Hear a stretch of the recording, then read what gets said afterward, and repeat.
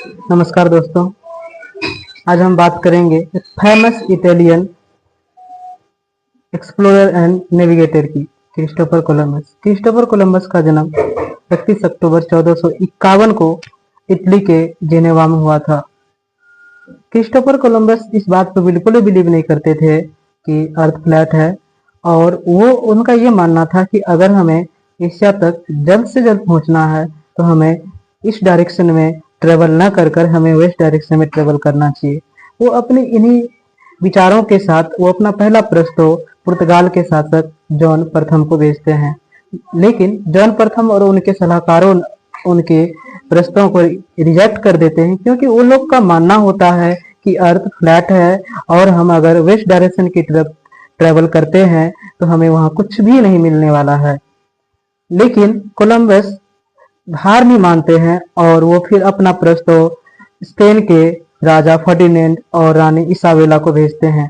Ferdinand और रानी Isabella Columbus को समर्थन देने को तैयार हो जाते हैं और उन्हें साथ में 3 शिप और कुछ सामानें देते हैं।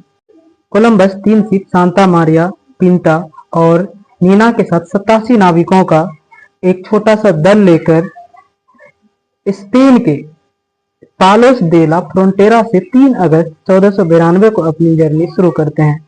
लगभग 61 दिनों के इस लंबी समुद्री यात्रा के बाद वो 12 अक्टूबर 1492 को कैरिबियन में मौजूद एक बहामास आइलैंड पर पहुंचते हैं।